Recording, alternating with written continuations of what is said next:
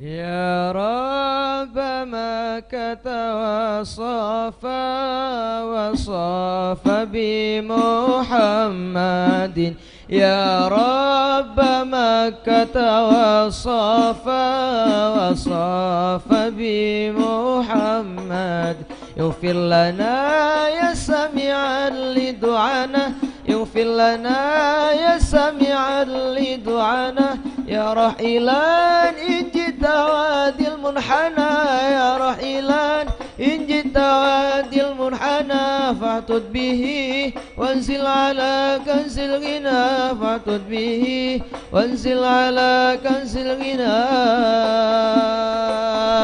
يا رب مكة والصفا وصاف بمحمد يا رب مكة والصفا وصاف بمحمد اغفر لنا يا سميعا لدعانا اغفر لنا يا سميعا لدعانا يا رحيلا اجت وادي المنحنى يا رحيلا اجت وادي المنحنى فتسبيه وانزل على كنز الغنى عظيما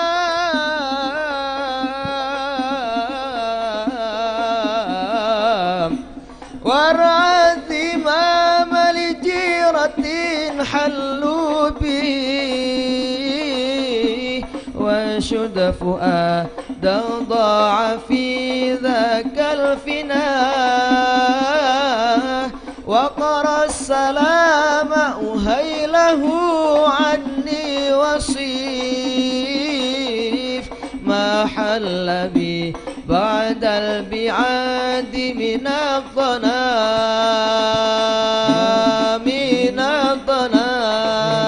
يا رب مكة والصفا وصاف بمحمد يا رب مكة والصفا وصاف بمحمد اغفر لنا يا سميعا لدعانا اغفر لنا يا سميعا لدعانا يا رحيلا إن جئت وادي المنحنى يا رحيلا إن جئت وادي المنحنى فطف به وانزل على كنز الغنى فطف به وانزل على كنز الغنى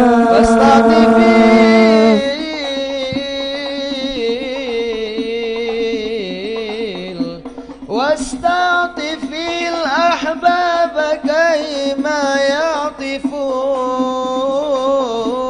فهم أهل المكارم والثناء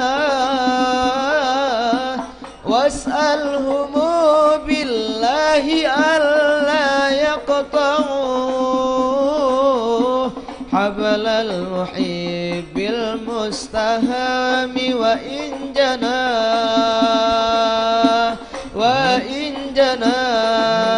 يا رب مكة والصفا وصاف بمحمد يا رب مكة والصفا وصاف بمحمد اغفر لنا يا سميعا لدعانا اغفر لنا يا سميعا لدعانا يا رحيلا إن جئت وادي المنحنى يا رحيلا إن جئت وادي المنحنى فطف به وانزل على كنز الغنى فطف به وانزل على كنز الغنى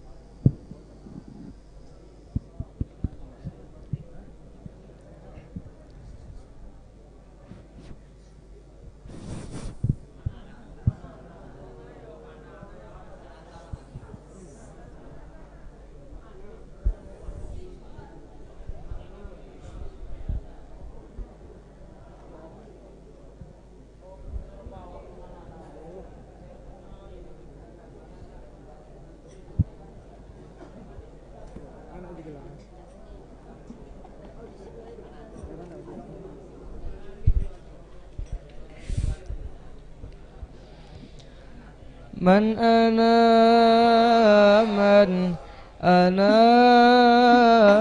لن أنا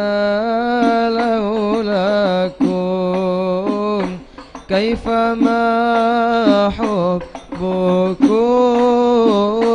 كيفما أهواكم من أنا من أنا من أنا لولاكم كيفما حبكم كيفما أهواكم من أنا من أنا من أنا لولاكم كيفما حبكم كيفما أهواكم من أنا من أنا من أنا لولاكم كيفما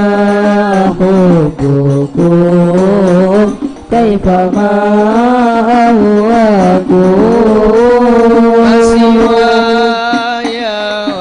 ولا غيركم سواكم لو ما في المحال فعلي ولكم أنتم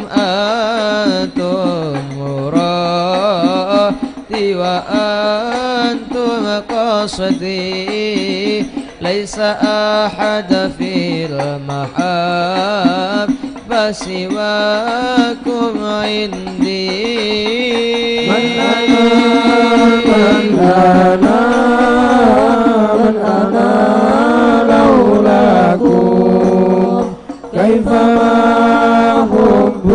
حبكم كيفما أهواكم من أنا من أنا من أنا لولاكم كيفما حبكم كيفما أهواكم كلما زادني في هواكم وجدي قلت يا سادتي مهجتي تفدكم أو قطعتم وزيدي بحد ماضي قلت والله أنا في هواكم راضي من أنا من أنا من أنا لولاكم كيفما حبكم كيفما أهواكم من أنا من أنا من أنا لولاكم كيفما حبكم كيفما أهواكم من أنا من أنا من أنا لولاكم كيفما حبكم كيفما أهواكم من أنا من أنا من أنا لولاكم كيفما حبكم كيفما أهواكم من أنا من أنا من أنا لولاكم كيفما حبكم كيفما أهواكم من أنا من أنا من أنا لولاكم كيفما حبكم ما أغواكم فتنتي في الهوى ومرادي مرضاي سوى كل ما يرضاكم من أنا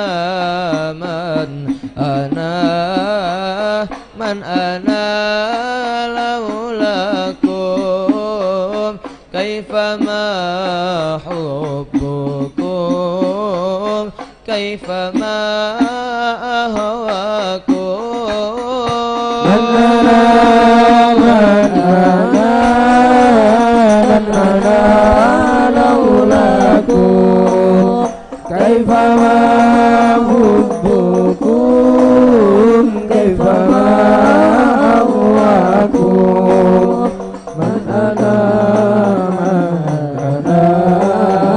من أنا لولاكم كيفما حبكم كيفما أهواكم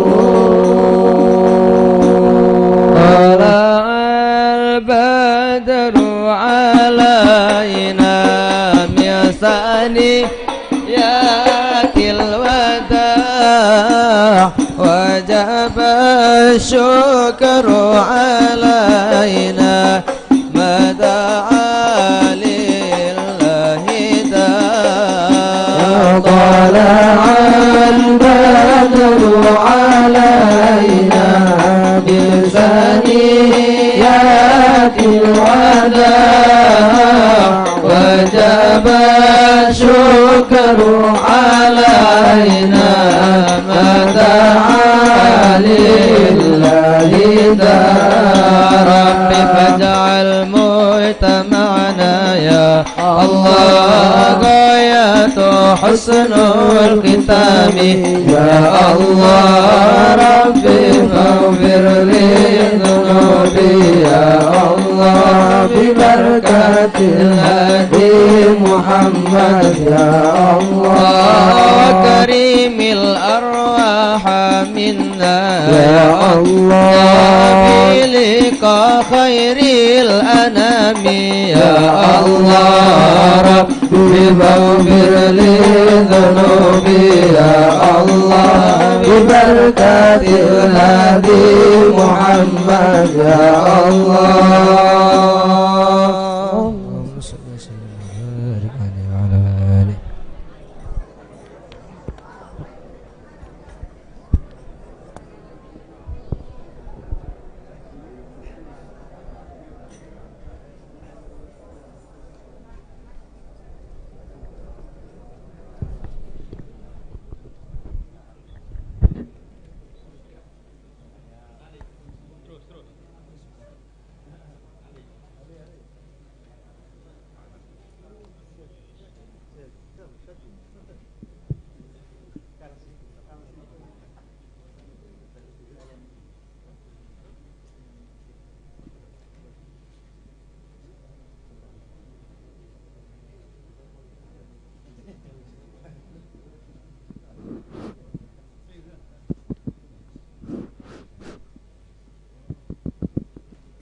Tes. Terima kasih kami sampaikan kepada Akhina Anis dan kawan-kawan yang sudah bersedia melantunkan sholawat untuk menunggu kehadiran mas saya. Dilanjutkan pada acara berikutnya yaitu sambutan pertama atas nama Ketua Yayasan kepada beliau Al-Ustadz Dr. Haji Abdullah Sodik. Kepadanya tempat dan waktu kami persilahkan.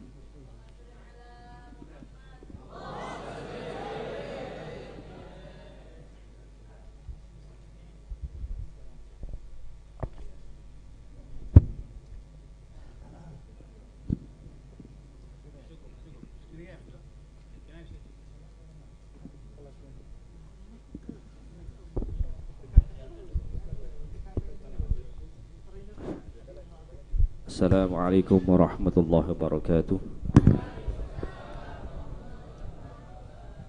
Bismillahirrahmanirrahim. Wassalatu wassalamu ala ashrafil anbiya wal mursalin Sayyidina wa maulana Muhammadin wa ala alihi wa sahbihi ajma'in. Amma ba'du. Hadratal muhtaramin, para kiai, para masyayikh, wabil khusus nadir Ma'had Salafiyah Kiai Muhammad Idris Hamid dan Kiai Abdul Qadir Ahmad Sahal. Lebih khusus lagi kiai muda yang cukup terkenal yang disebut dengan Gus Baha yang saya hormati, bersama rombongan dan para ikatan santri Salafiyah, para santri, para asatidz pondok pesantren Salafiyah yang saya hormati. Alhamdulillah wa syukurillah, kita dipertemukan oleh Allah Subhanahu wa taala dalam rangka majlis ta'lim atau muhadarah amah, yang hal ini memang setiap tahun dilaksanakan dengan mengundang orang-orang penting di Indonesia, khususnya di Jawa Timur dan Jawa Tengah.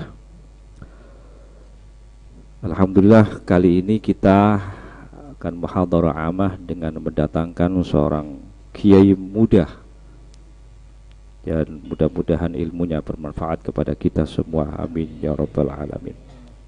Yaitu Gus Baha. Beliau ini memang ada hubungan nyambung dengan keluarga Mbah Hamid, Kiai Abdul Hamid Pasuruan. Jadi masih ada hubungan famili Mbah Baitowi, masih nyambung sekali ini. Karena itu tidak asing lagi bagi beliau ada di Pondok Salafiyah ini. Atas nama para kiai, para hadirin, para masyayikh dan semua jajaran pondok-pondok pesantren kecil dari Pondok Salafiyah, artinya cabang-cabang, ahlan wa sahlan bi hudurikum, bil khusus lagi kepada beliau Gus Baha, ahlan wa sahlan bi hudurikum.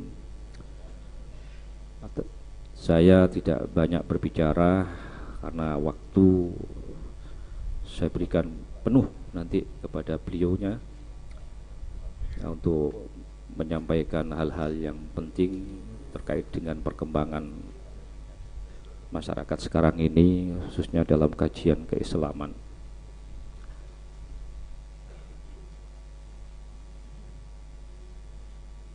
Saya cuma memberi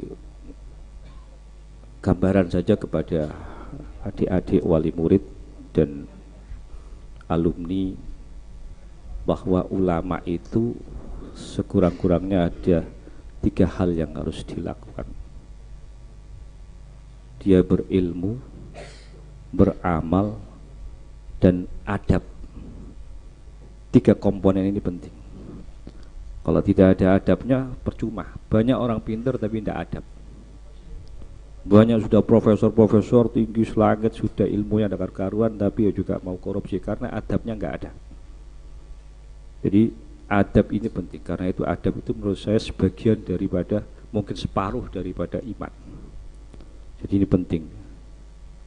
Nabi SAW, adabani Rabbi fa ahsana ta'dibi. Ini penting. Jadi karena itu 3 hal ini sebagai pegangan bagi anak-anak santri, dan mungkin nanti bisa dikembangkan oleh Gus Baha. Kurang lebihnya kami mohon maaf karena waktu dan tempat yang sangat sederhana sekali. Di tempatnya di musola di sini, tetapi sangat sederhana. Kami tidak bisa memberikan fasilitas secara penuh, karena itu kami mohon maaf yang sebesar-besarnya. Demikian, wabillahi taufiq wal hidayah. Wassalamualaikum warahmatullahi wabarakatuh.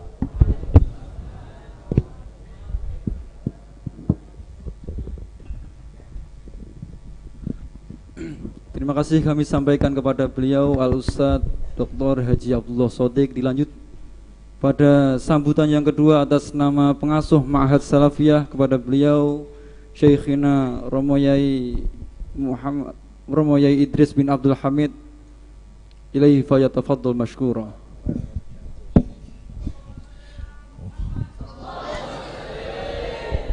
Assalamualaikum warahmatullahi wabarakatuh. Bismillah wassalatu wassalamu ala Rasulillah Sayyidina Muhammad ibn Abdullah wa ala alihi wa sahbihi wa wala wa la hawla wa la quwwata illa billah. Al-Mukarramun, para hadirin, para masyayikh, khususon Gus Bahauddin ya, jenengan amin ya. Kalau jenenge sampean Bahauddin padahal si saudara ini. Paman kula. Oh paman, ponakanku malah. Asli Rembang Lasem nggih. Nanti Gus Bah sampean ini ngomong di Jawa Timur iki di Pasuruan nggih. Arek-arek gak iso bahasa Jawa Tengah. Ono apa mem barang gak ngerti. Apa mem gak ngerti, apa mu kan maksudnya apa mu kan ngono. Iki Jawa Tengah apa mem. Selasem apa mem, sandalem ngono ya. Ngono ora arti kowe. Dadi ya rada kasa-kasa titik ra apa-apa kowe. Pokoke sing bahasa Jawa Madura tok iso repot kae. Ora sing bisa bahasa Jawa sing asli Madura asli MA Madura asli akeh kene. Wis Jawa ngalor ngidul jawabe. Jadi ngoten mawon. Ini perlu sangat saya senang gembira sekali atas undangan dan bisa hadir pada pertemuan ini. Bisa saya tutup hal-hal yang berkaitan dengan hal-hal yang beredar di masyarakat. Apa isu milkul yamin apa ngono piye? Piye iku? Yuhalilu ma haramallah. Yuhalilu ma haramallah. Piye terusane? Iki jaringan sapa? Garingane sapa? Gak paham. Apa jaringan bocah setan-setan bangsa gendero-gendero iku sing jaringan-jaringan begitu. Perlu penjelasan iki kula mau diskusi dari aliyah tentang milkul yamin. Tak bahas, kok takono diskusi kok takono ngono. Makanya belum tanya, saya tanya dulu nanti dibahas juga milkul yamin. Barang ngono iku hal-hal sing nyeleneh-nyeleneh sing donya nyesek-nyesek ati wae. Nggih. Mau berontak piye kita itu, mau ngamuk piye tidak bisa ya sudah. Ya dindep, tapi saya khawatir nanti ada yang ngamalke. Ada yang ngamalkan ini bahaya. Dianggap ono dokter sesat ini piye. Jadi monggo hal-hal yang berkaitan dengan ilmu sosial dan berkaitan dengan keagamaan perlu jelaskan kali santri-santri ini. Mudah-mudahan manfaat. Allahumma amin. Saya juga begitu saja, tidak terlalu banyak bicara, nanti waktunya habis. Assalamualaikum warahmatullahi wabarakatuh. Syukran jazilan wa sana'an jalilan muqaddimulah. Dilanjut pada acara berikutnya yaitu pembacaan doa Maulid Al-Habsi yang di sini akan dipimpin oleh beliau Kiai Haji Abdul Qadir bin Ahmad Sahal ilaihi fayatafaddal mashkura.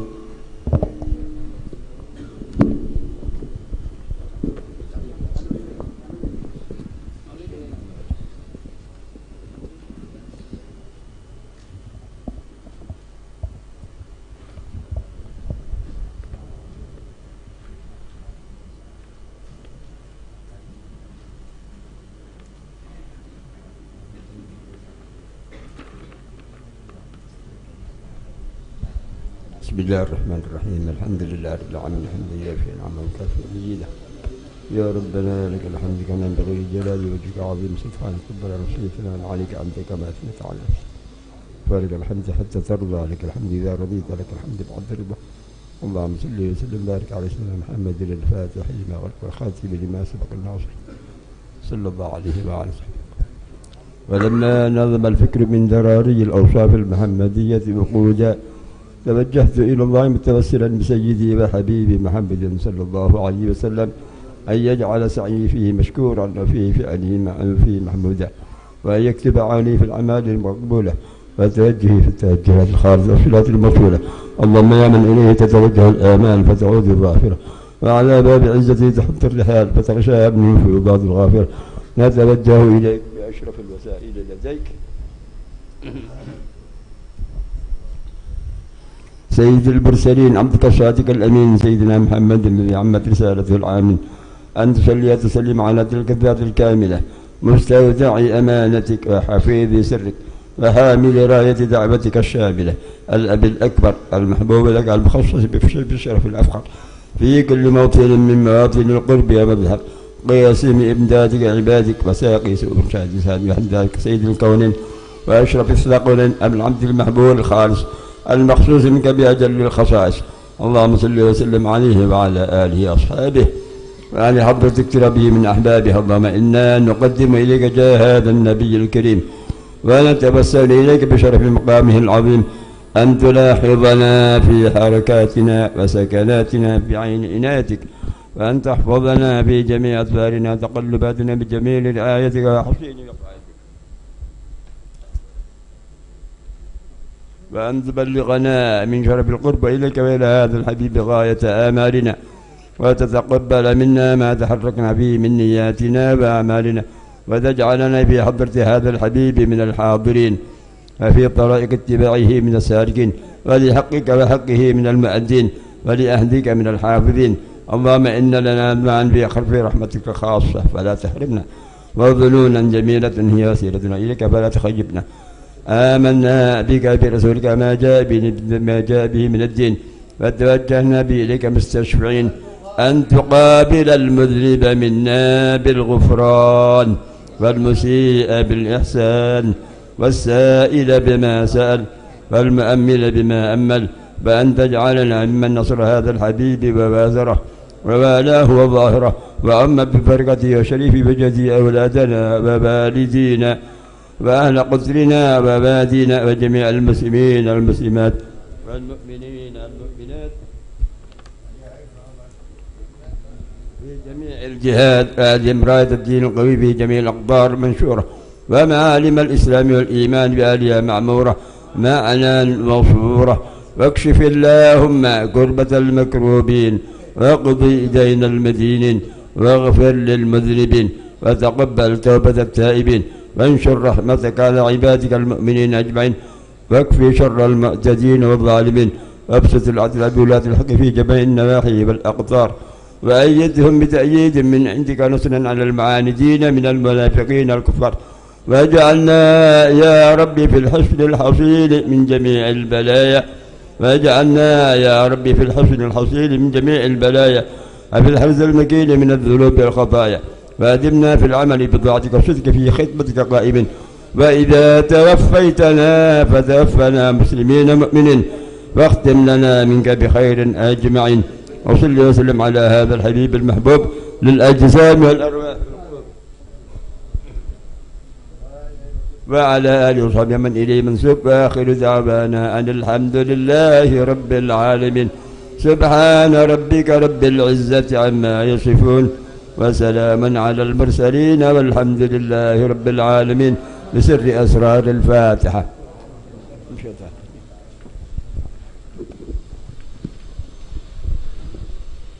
Syukran jazilan wa sanaan jazilan kami aturkan kepada beliau Kiai Haji Abdul Qadir bin Ahmad Sahal. Alhamdulillah, dengan berakhirnya pembacaan doa Maulid Al-Habsi, masuklah kita pada acara inti, yaitu muhadarah ammah atau pemberian kajian ilmiah yang insyaallah pada kesempatan pagi hari ini akan dipaparkan oleh beliau Kiai Haji Al-Haj Bahauddin bin Kiai Haji Nur Salim dari Rembang, dan didampingi oleh moderator dari Salafiyah beliau Al-Ustadz Haji Ahmad Najib beserta notulis Ustadz Wes Al-Khoroni. Sebelum mikrofon kami serahkan sepenuhnya kepada moderator dari kami selaku MC, segala kurangan, segala kekhilafan beribu maaf kami ucapkan. Teriring doa ihdinas siratal mustaqim, kafahuna qawli lakum wal afu minkum. Assalamualaikum warahmatullahi wabarakatuh.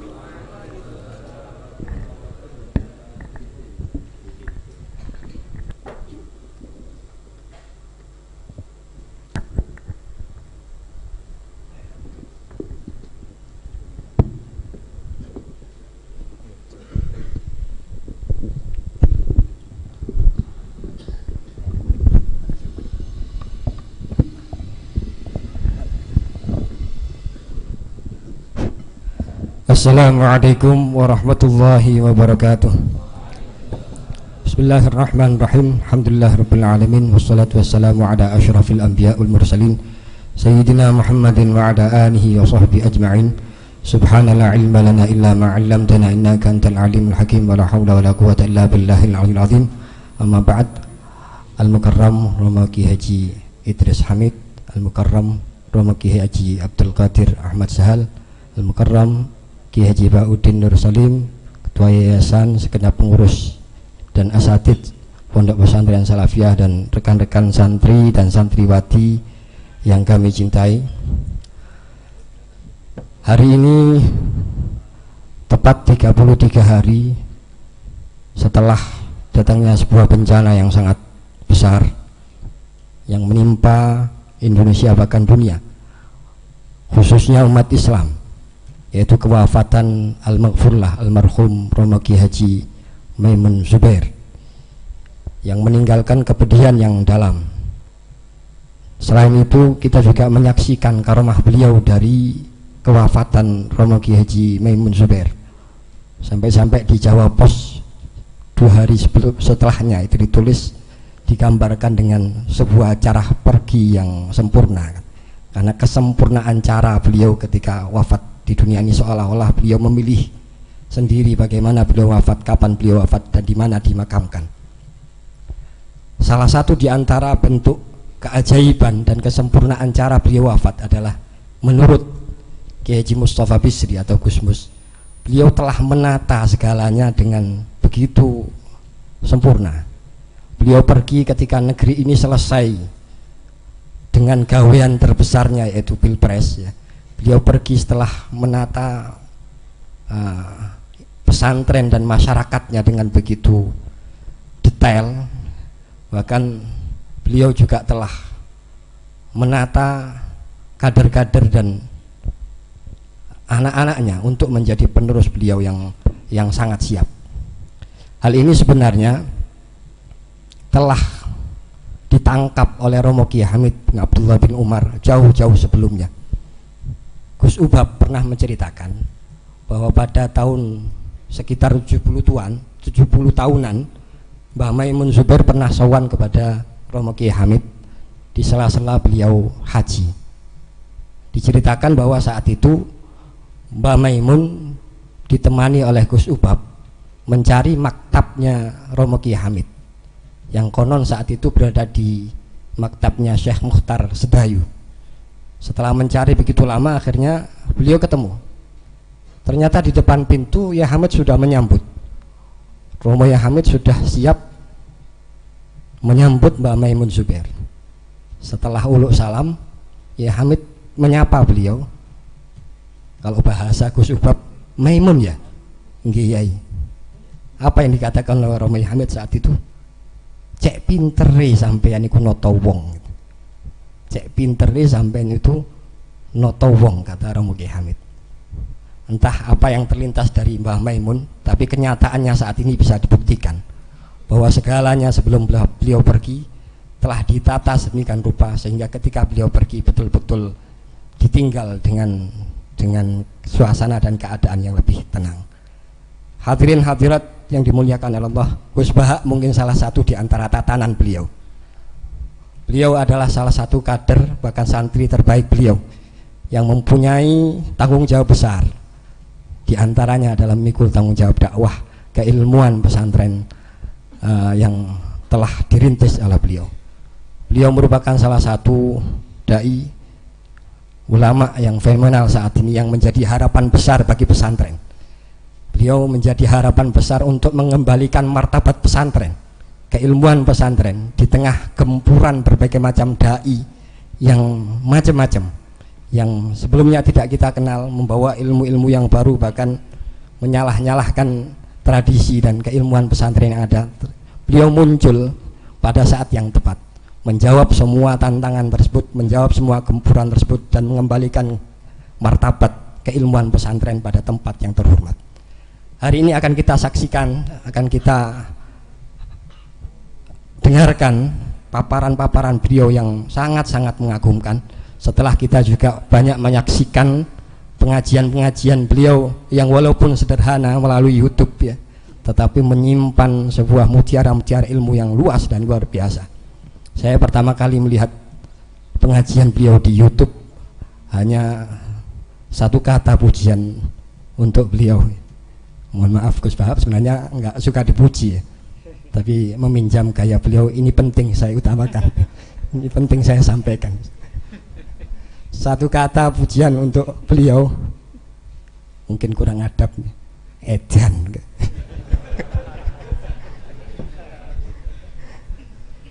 Hanya itu kata mungkin yang bisa saya sampaikan, edan. Jadi bentuk kekaguman sekaligus penghormatan, Gus. Kalau di Pasuruan edan itu penghormatan juga, Gus.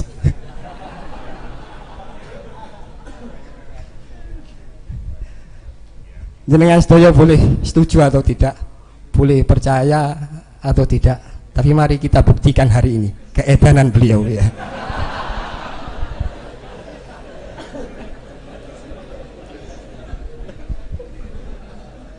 Karena itu bagi rekan-rekan santri, tolong disiapkan pena dan kertasnya, tolong dikondisikan mata dan telinganya ya, siap-siap mendapatkan gerojokan ilmu yang laksana tsunami nantinya ya, jangan sampai ada yang terlewatkan. Hadirin hadirat yang dimuliakan Allah, ha huwada Gus Baha ya, yang akan menyampaikan dengan tema meneladani ulama, menjawab tantangan dakwah masa kini. Kepada beliau, monggo.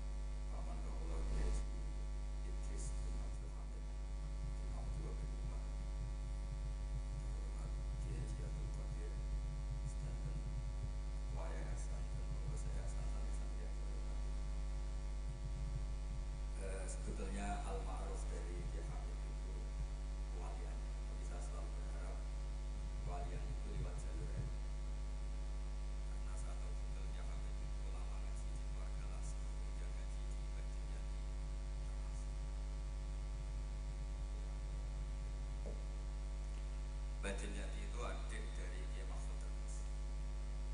Jadi kira-kira ketemu sanatnya ya, misalnya saya, Mbah Maimun, Mbah Karim, Mbah Hashim, Mbah Mahfud.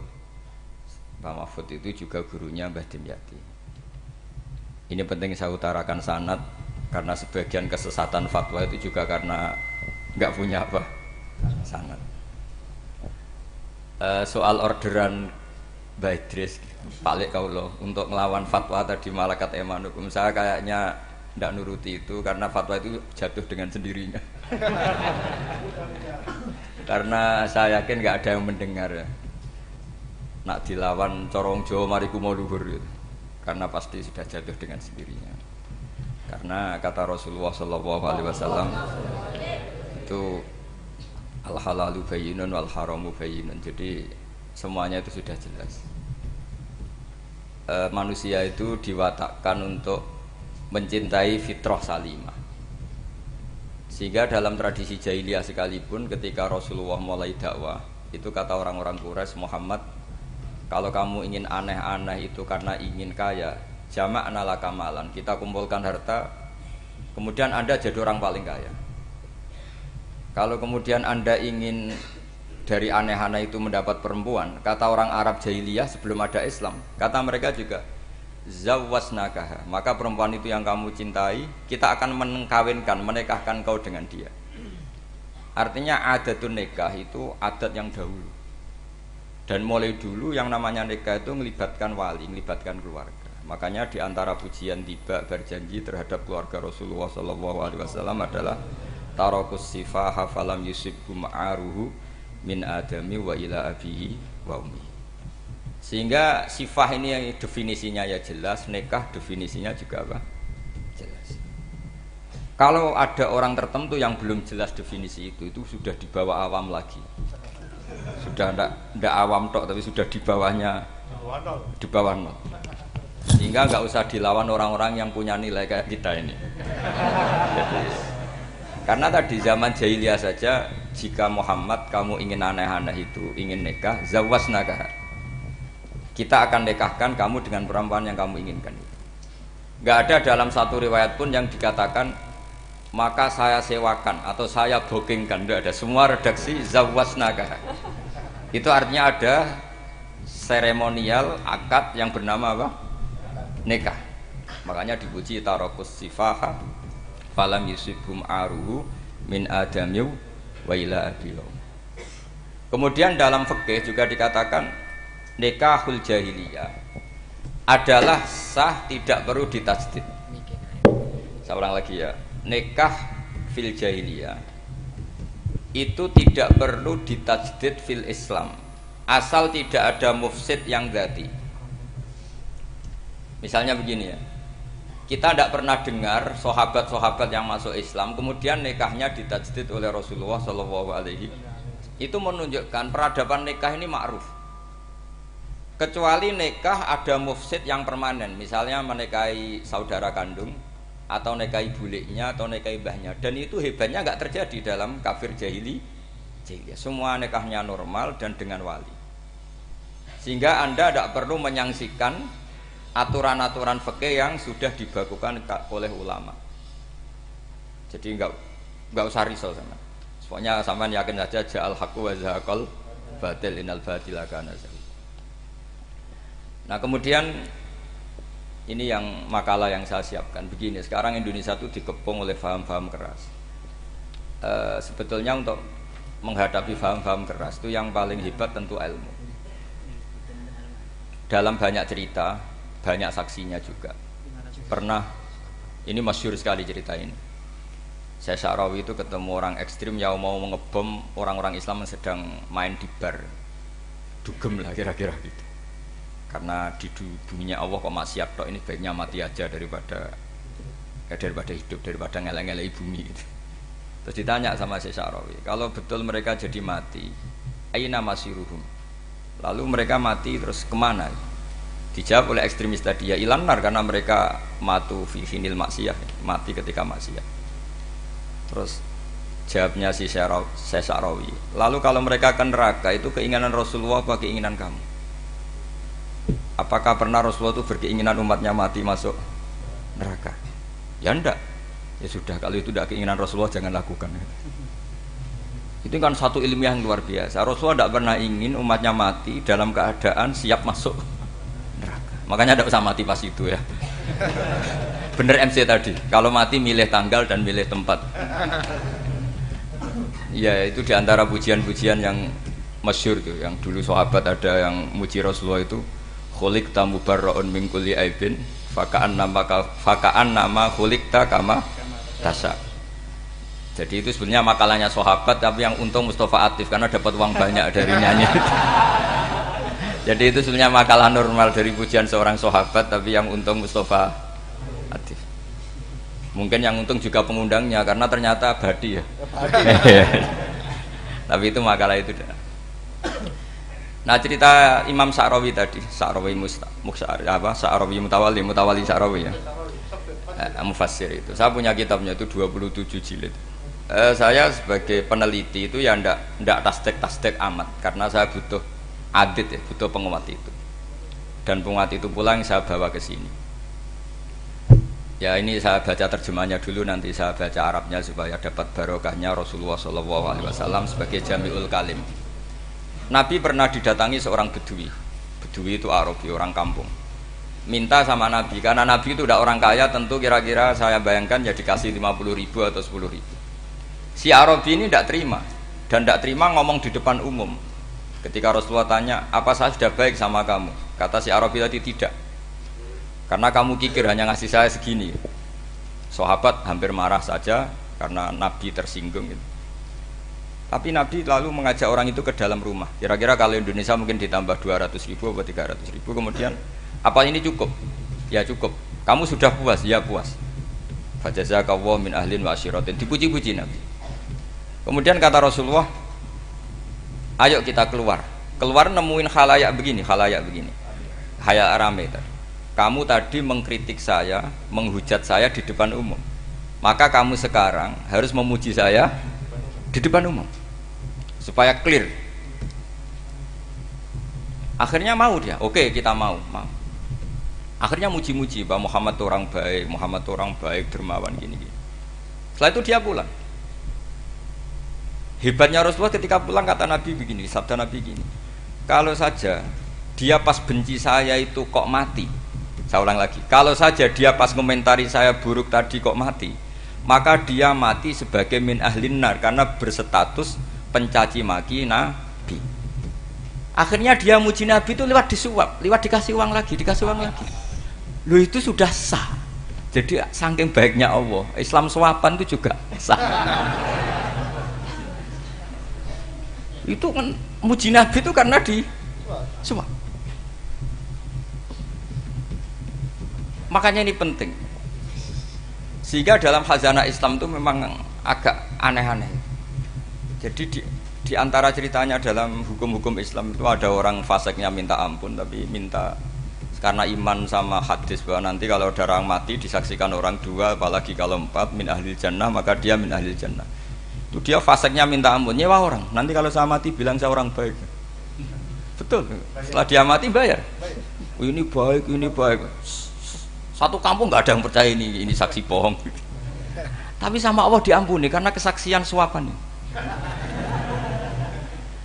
Lalu berarti jenengan ngalalo suap ya ndak, saya ada ngalalo suap, ngalalo sedekah. Karena sekarang kalau ada caleg bayar katanya sedekah. Ya sedekah terpaksa. Ini penting saya utarakan karena apa? Allah itu menilai itu tidak sama dengan pikiran kita. Makanya kubu sebelah ini terlalu ekstrim, memaksa Allah berpikiran kayak dia. Satu karena kurang ngaji. Nomor 2 ya tadi emosinya lebih tinggi ketimbang intelektualnya. Ini penting saya utarakan. Ternyata orang yang nyuap tadi apa? Nilainya plus, yaitu dia iman sama dawai Rasulullah SAW. Kalau yang namanya saksi itu penting. Cuma dia mendapat cara itu lewat suap. Tapi kan iman. Iman kalau dawai Nabi itu benar. Kalau ada saksinya pasti min ahlil jannah. Terus dia nyari saksi harus dibayar, ya dibayar. Sekarang sama iya 1 juta. Sekarang saya tanya di KPPS atau di mana-mana saksi pemilu itu dibayar enggak? Dibayar sah apa enggak? Sah. Jadi kadang kebenaran itu harus dibayar. Ini penting saya utarakan karena ada orang perempuan cantik dirayu, digaji supaya main di klub, dibayar jadi orang maksiat. Lalu mungkin ada ustadz gaji dia, bayar dia supaya mondok.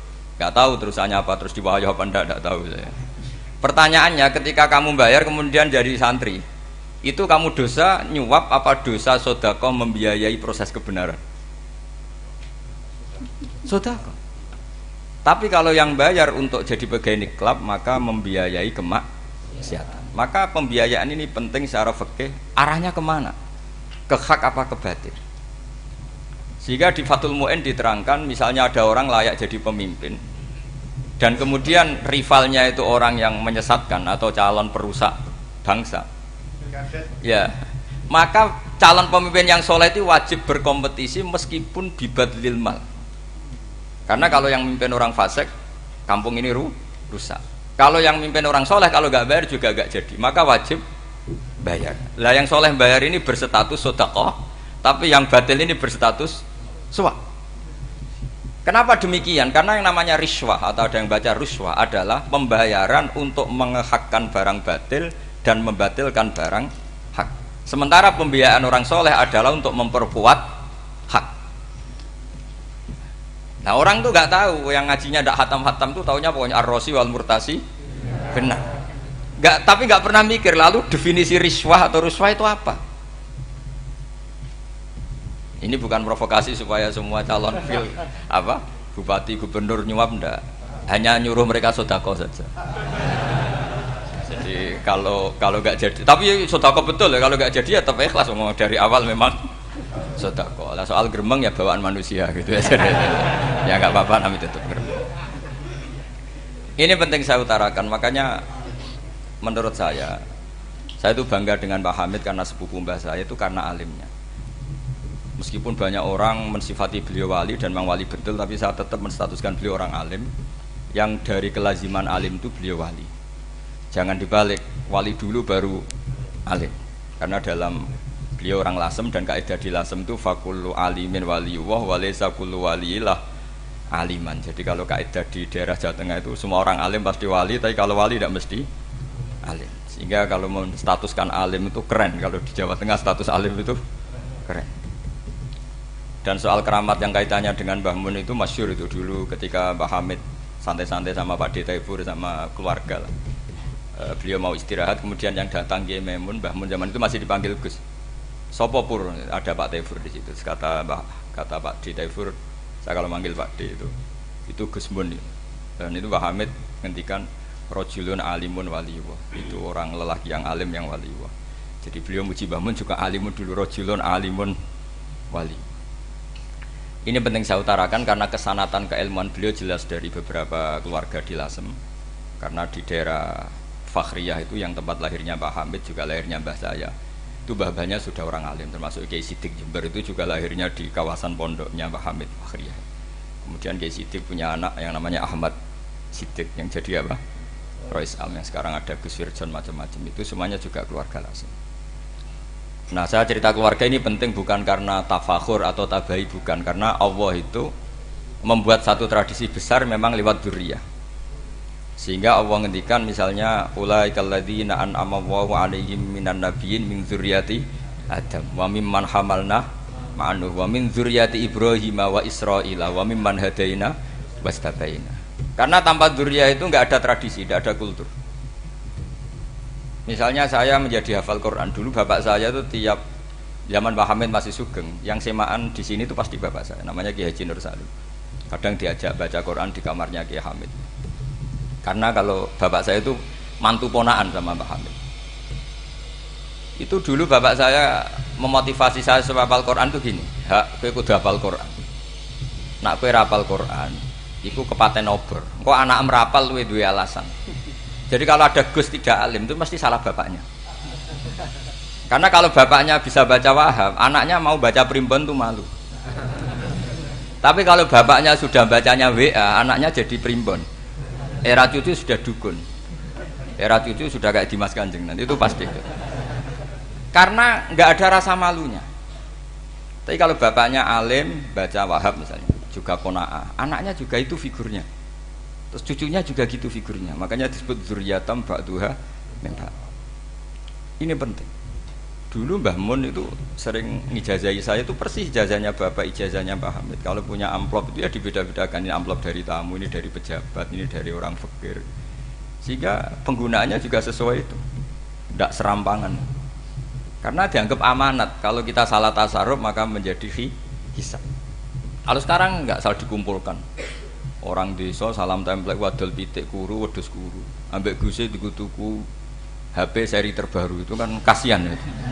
Padahal sing salam template itu ibunya kerja di Malaysia, mungkin gelantungan ngecat tembok di Malaysia, hasil salam template dienggo Gus tuku HP terbaru itu kan enggak imbang. Nah dienggo tuku tasbih kan sumbut. Ini bukan nyindir tapi ngamuk jadi ini penting karena semuanya itu ada hisabnya, walatus alunna yauma idzin anin. Karena tradisi ini harus kita teruskan ala qadril istithaq. Karena itu nanti yang mengawal ilmu. Kemudian termasuk tradisi mengakui santri goblok, ini penting. Itu enggak ada santri sebarokah santri goblok. Makanya dulu Mbah Mun, Mbah Hamid, Kiai alim itu kalau sama santri goblok ya tidak benci. Enggak kayak sekarang semua orang bikin sekolah unggulan. Sekolah unggulan itu kritik saya hanya memproduksi orang-orang yang nantinya mendapat. Kalau kamu punya santri hafal Quran, nanti hadiahnya umroh. Langlanyah umroh, santri pinter hadiahnya beasiswa. Tapi hubungannya sama negara itu mendapat. Sementara santri yang goblok hidup di pedalaman Kalimantan karena di sana belum ada masjid, bikin masjid dia. Sebagian hartanya dipakai masjid, sebagian hartanya dipakai bangun masjid. Ini yang goblok pendiri masjid, yang pinter pengajian di masjid dibisaroi uang kas masjid. Artinya gini, ya kalau halalnya halal, tapi kita mbok yoroh hikmahnya orang-orang goblok gitu. Supaya kita tetap ngaji, Rabbana ma khalaqta hadza batila. Semua ini ada gunanya. Subhanaka ma khalaqta. Jadi semua ini ada gunanya. Maka bagi santri-santri yang goblok, tolong nanti saya di Fatihah karena saya ini pembela Anda. Lo yang ngomong biar saya, karena saya terkenal santri pinter. Kalau yang ngomong sampean goblok kan nggak ada yang percaya. Oh, padune padha gobloke kan gitu. Yang ngomong harus saya. Saya itu niru Rasulullah Shallallahu Alaihi Wasallam. Nabi itu kalau ada santri serabakat pinter itu diwaris sak surat usung nang mulai pinter. Banyak itu. Balighu anni walau ayah. Ada sahabat ngaji hanya diajari idza zulzilatil ardu, sudah kamu pulang, sudah pinter. Karena betul. Sekarang coba diangen-angen. Ada santri alim alamah, mungkin bakasnya furu'iyah. Gimana hukumnya Jumatan jumlahnya itu 40 kurang atau 40 pas imam. Kemudian ada yang batal satu, hukumnya gimana? Dia mikir furu'iyah. Sementara yang goblok, dia di desa tertinggal gak ada masjid. Piye caranya dia masjid? Ini bikin aslul ibadah. Yang sini sudah khilaf tentang yang gak penting. Jadi orang goblok kadang lebih keren. Akhirnya apa? Duriannya yang goblok nanti jadi orang alim alama ngekholi wong goblok karena pendirinya biasanya orang pati pinter. Itulah Allah Subhanahu wa taala. Ada bikin sesuatu itu sia-sia. Nah, saya ini korban ilmu itu. Akhirnya santri saya banyak yang enggak jelas. Ya, tapi ya saya terima saja. Saya santri itu macam-macam. Ada yang profesor, ada yang doktor, ada yang goblok, ada yang baru tobat kemarin. Ada yang Cina lagi seneng ahli sunnah wal jamaah, macam-macam. Semuanya ngaji sama saya. Karena saya tetap berkeyakinan Rabbana ma khalaqta hadza batila. Ini penting saya utarakan karena khazanah kita ini jangan digerus oleh orang yang tidak bertanggung jawab. Pernah ada di hadis Muslim, ini cerita di Sahih Muslim. Ada seseorang sedang sujud kemudian diinjek oleh orang fasik. Saya ulang lagi, diinjek. Rokobahnya, yang diinjek itu rokobahnya. Lehernya itu diinjek sama orang fasik. Kemudian si yang sujud tadi bersumpah wallahi la yaghfiru wallahu lak. Demi Allah, Allah tidak akan mengampuni kamu. Itu Allah kemudian mewahyukan sama Nabi di zamannya. Wahyunya adalah manggalladzi yata'alla alayya alla aghfira li fulan laqad ghafartu dzunuba wa ahbattu amalak. Siapa yang mencantut namaku dengan menstatuskan saya tidak bisa memberi maaf, sungguh orang itu saya maafkan dan yang ahli ibadah amalnya tak cabut semua, tak hapus semua. Karena Allah tuh nggak boleh distatuskan sesuai keinginan kita. Kita sedang soleh terus mengatakan orang lain tidak soleh, Allah tidak akan ngampuni. Ngampuni tidak, itu wilayahnya Allah dan Allah yaf'alu ma yasha. Dan Allah berkali-kali memaklumatkan dirinya yaghfiru liman yasha wa yu'adzibu man yasha. Tapi ini kubu sebelah nyifati Allah hanya wa yu'adzibu, kubu sebelah kan gitu. Tidak pernah kalau Allah disifati yaghfir. Bagaimana Allah gak tersinggung? Allah selalu distatuskan yu'adzib. Itu kira-kira kalau Allah kan gini, saya ini bisa u'adzib, bisa aghfir, kenapa status saya tinggal yu'adzib? Ini ngaji di mana? Khatam enggak gitu kan gitu. Makanya resikonya ahli sunnah itu masyhur tuh Pak Hamid Pasuruan. Tamu macam-macam diterima. Ketika orang benci Golkar itu ada tamu dari Golkar juga diterima. Ketika orang nggak mau diberi hadiah oleh orang Golkar, Pak Hamid ya diterima. Bilang ke bapak, wong aku lomo wae nur, duit engko ana gunane dhewe. Sing marai rawan hisab itu kan kamu dapat uang nggak jelas kemudian kamu pakai pribadi. Kalau orang-orang soleh kan nggak pernah dipakai, kan aman saja. Loh, dihisap apanya? Wong hanya pralon. Kalau istilahnya Mbah Hamid itu pralon. Datang diberikan orang lagi, datang diberikan. Kalau kena kamu kan hisap. Terus kamu nyate makan wareg glegeken. Wah itu uangnya nggak jelas dipakai nyate glegeken, ya mesti hisap. Kalau nggak jelas ya disedekahkan. Kalau ingin bebas apa? Hisap. Tapi kalau sering sedekah biasanya nggak bebas dari miskin. Tapi kalau kamu wali kan tetap kayak Pak Hamid itu masyhur bisa kok, tapi kan nggak jadi miskin. Kamu nggak terkenal sakok tapi miskin. Ini nggak wali. Ini penting. Jadi kebanyakan orang ekstrim karena mensifati Allah Ta'ala itu hanya dengan status yu'adzib, tidak dengan status yaghfir. Dan itu mereka harus ngaji lagi. Kurang apanya Rasulullah SAW? Nabi sebagai manusia benci sekali sama pembunuh Hamzah karena qatilu ahabbin nasi ila Rasulillah, yaitu sama Wahsy. Siapa yang nggak tahu Wahsy? Qatala ahabban nasi ila Rasulillah, itu qatala Hamzah. Dan ketika Nabi nyuwun sewu maksud no Wahsy, Allah malah nurkan